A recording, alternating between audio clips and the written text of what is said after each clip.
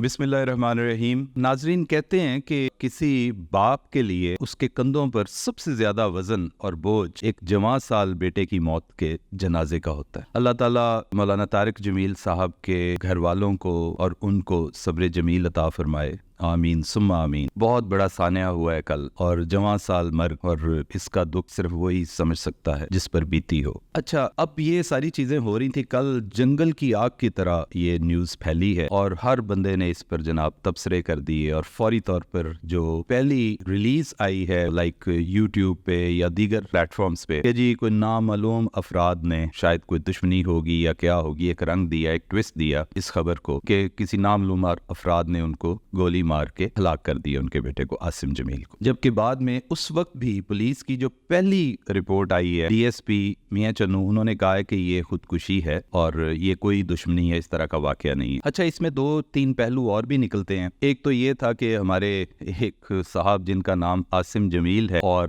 ان کی مشابہت بھی ملتی ہے، بعض ٹی وی چینلز نے ان کی تصویر بھی لگا دی اور بتا دیا کہ جناب یہ ان کے بیٹے تھے، جبکہ اس کے گھر والوں کو مزید اپنی پڑ گئی۔ پھر ان کا ایک آڈیو میسج بھی آیا اس عاصم جمیل کا کہ بھی میرا اس سے کوئی تعلق نہیں ہے، میں نہیں ہوں، اور یہ محض ایک مس انڈرسٹینڈنگ ہے۔ اچھا، بعد میں پھر ان کے بیٹے کا، جو بڑے بیٹے ہیں، ان کا ویڈیو کلپ آیا اور انہوں نے بالکل یہ کلیئرلی بتایا ہے کہ جو عاصم جمیل تھے وہ شروع سے ہی بہت عرصہ پہلے سے ذہنی تناؤ کا، ڈپریشن کا شکار تھے، جس کی وجہ سے یہ سارا کچھ ہوا، اور کل گھر میں اکیلے تھے اور ڈپریشن کا ایک دم سے اٹیک ہوا۔ ڈیپ ڈپریشن جو ہوتا ہے ناظرین، میں آپ کو بتا دوں، یہ بڑی مہلک اور خوفناک مرض ہے۔ اس میں یہ نہیں ہے کہ بندہ بہت سارے امینس ایک پریشر میں آ جاتا ہے، اس میں یہ بھی ہوتا ہے کہ دماغ معوف ہو جاتا ہے، سمجھ نہیں آتی کہ کیا کیا جائے۔ تو بقول ان کے بڑے بیٹے کے کہ وہ باہر نکلے، گھر میں کوئی بھی نہیں تھا، گارڈ تھا باہر، اور اس کی بندوق لے کے تو انہوں نے خودکشی کر لی، اپنے آپ کو ختم کر دیا۔ ہم آپ کو ویڈیو کلپ بھی دکھائیں گے یہاں پہ۔ جی، بسم اللہ الرحمن الرحیم، الصلاۃ والسلام علی نبی الامین وعلی آلہ وصحبہ اجمعین، اما بعد، قال تعالی بعد اعوذ باللہ من الشیطان الرجیم، بسم اللہ الرحمن الرحیم،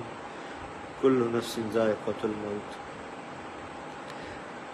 میں انتہائی بوجھل دل سے، انتہائی مشکل سے یہ ویڈیو میسیج ریکارڈ کروا رہا ہوں کہ آج شام کو میرے چھوٹے بھائی عاصم جمیل کی ڈیتھ ہو گئی، جو کہ ایک بہت بڑا ہماری فیملی کے لیے سانحہ ہے۔ لیکن اس تکلیف کی حالت میں بھی مجھے میڈیا پہ اس لیے حاضر ہونا پڑا کہ بہت سی نیگیٹو خبریں، مختلف خبریں، غلط خبریں میڈیا پر چلائی جا رہی ہیں۔ میں ان کی وضاحت کے لیے حاضر ہوا ہوں کہ میرے بھائی عاصم جمیل بچپن سے شدید ڈپریشن کے مریض تھے، اور پچھلے 6 ماہ سے ان کو جو ان کی بیماری کی شدت کی وجہ سے الیکٹرک شاک لگائے جا رہے تھے تاکہ ان کی ڈپریشن کو، ان کی بیماری کو کنٹرول کیا جا سکے، لیکن اس کے باوجود بھی ان کو یہ فاقہ نہ ہوا۔ اور آج کے روز وہ اتفاقاً گھر میں اکیلے تھے، اور انہوں نے اپنی تکلیف اور اذیت کی وجہ سے باہر سیکیورٹی پہ تعینات جو گارڈ تھا اس سے بندوق لی اور اس سے اپنے آپ کو انہوں نے شوٹ کر دیا۔